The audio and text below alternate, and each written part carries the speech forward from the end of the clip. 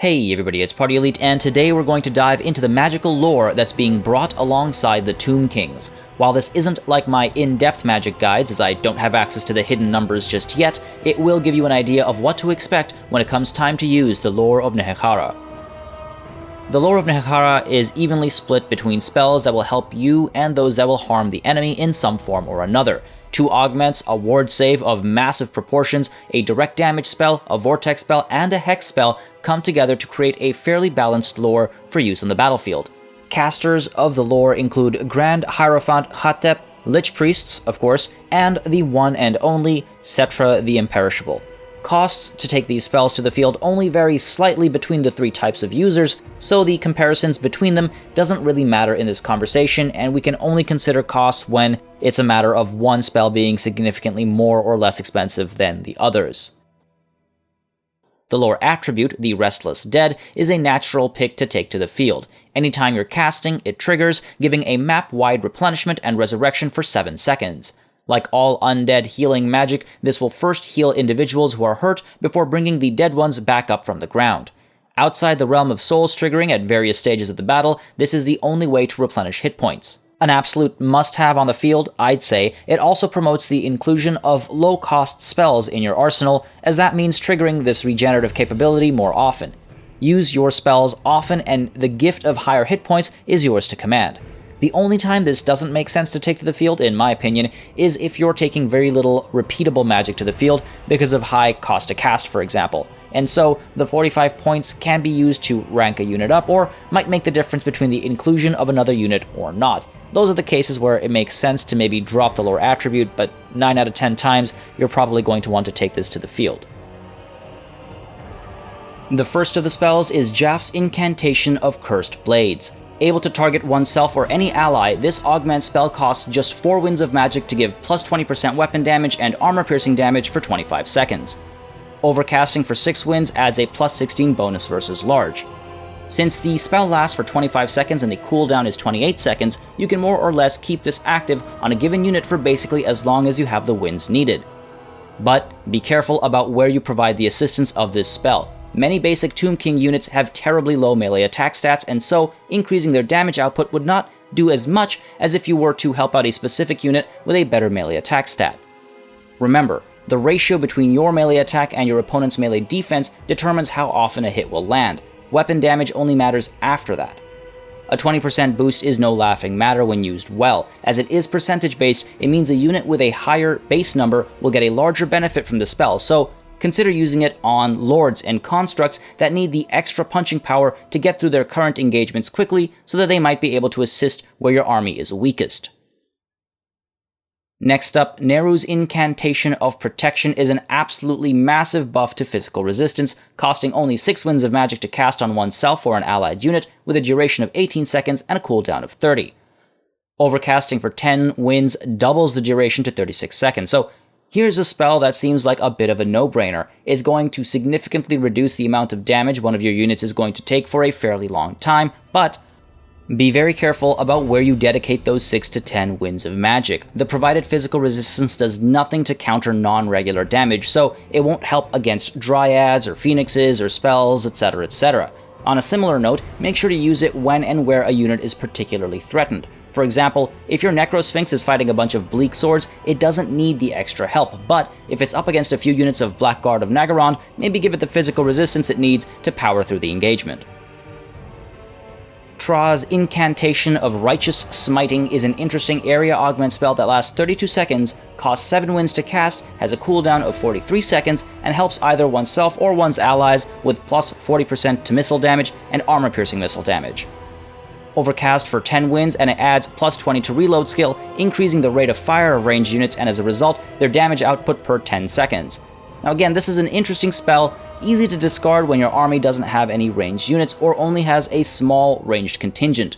With a cost of 7 to 10 winds, it also seems less useful compared to either of the previous 2 spells I've discussed, and it costs around 100 points to take to the field. With that said, a 40% increase to an Usekhp with Great Bow's 124 missile damage is huge, and Considering the bonus to armor-piercing damage as well, and beyond that, if you're going in with a Casket of Souls with 860 missile damage, that plus 40% takes damage beyond 1000 for every 10 seconds. With that said, the spell becomes all but useless if your ranged units will be quickly taken care of or engaged in melee.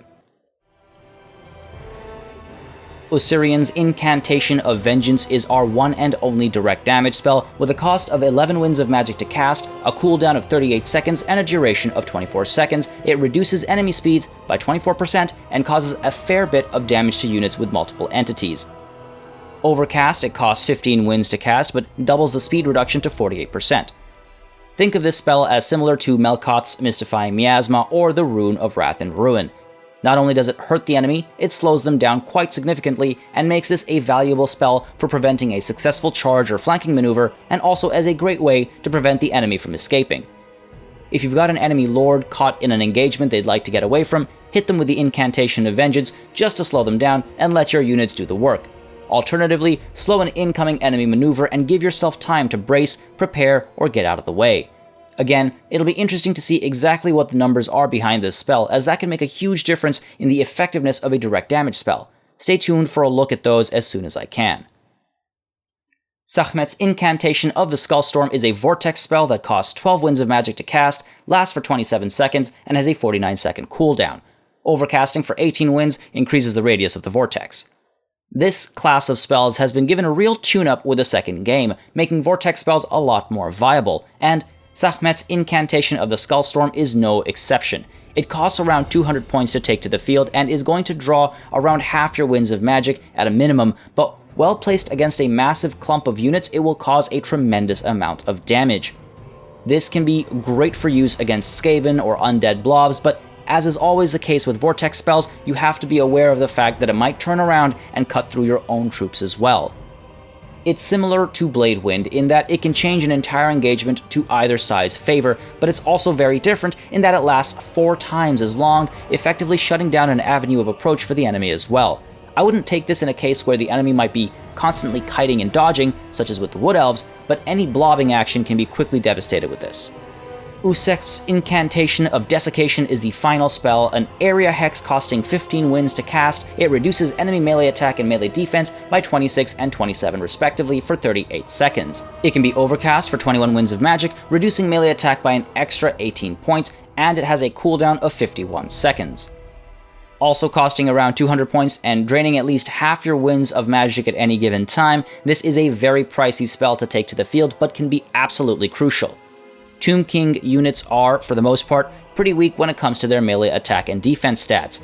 By reducing the same on the other side of the field, even just for 38 seconds, you can give an upper hand, if not at least an even footing, to some of your cheaper troops, or alternatively, allow your stronger troops to completely annihilate the enemy in their current engagements, freeing them up to assist other weak troops. The massive reduction in stats can also reduce many heroes and lords to the point where they will only hit the minimum of 10% of the time and take hits the maximum of 90%. This is a spell that can work wonders if used correctly, in situations where a unit of yours is under threat, or when your unit is the ideal counter to what they're up against. Important to keep in mind, though, is that the debuffs here are easily countered with abilities such as Stand Your Ground or countless other spells available in the game. Protecting yourself against the lure of Nehekhara is largely about keeping an eye out for its uses. The Skullstorm Vortex spell can devastate a clump, but, as is the case with Vortex spells, it has a fairly long time to cast, giving you an opportunity to dodge it before the damage is done. When it comes to dealing with buffs to physical resistance, magic damage will be your friend. Whether it's the type of unit you bring to the engagement or the type of magic, keep in mind the ability to imbue magic damage to regular units. Spells like the Flaming Sword of Ruin can help more or less completely negate the benefits and have your opponent wasting precious winds of magic. Dealing with the Incantation of Dessication is a little micro-intense, requiring you to spot it as quickly as possible and react appropriately, either by buffing the reduced melee stats through magic and abilities, or by getting the affected unit out of the situation. If your opponent has brought this spell to the field, consider keeping abilities like Stand Your Ground or Foe Seeker available for snap use. Alternatively, look to bring magic that debuffs similar stats on the other side of the field. The Enfeebling Foe, for example, can drag your opponent down with you. And that covers the lore of Nehekhara. There is a lot of digging to do here, as the hidden numbers can really change the value of spells like direct damage or vortex spells. I'll definitely look to cover these details as soon as I'm able to pore through them, but as of now, the lore of Nehekhara is shaping up to be a pretty powerful and balanced lore. We'll have to see how it plays out when it's let loose upon the world. As always, thank you very much for watching, and remember to subscribe for more early access content from Total War, as well as a constant flow of campaigns, battles, and tactical analysis. There's going to be a lot of Total War to cover this year, and I look forward to every bit of it. Till next time, cheers.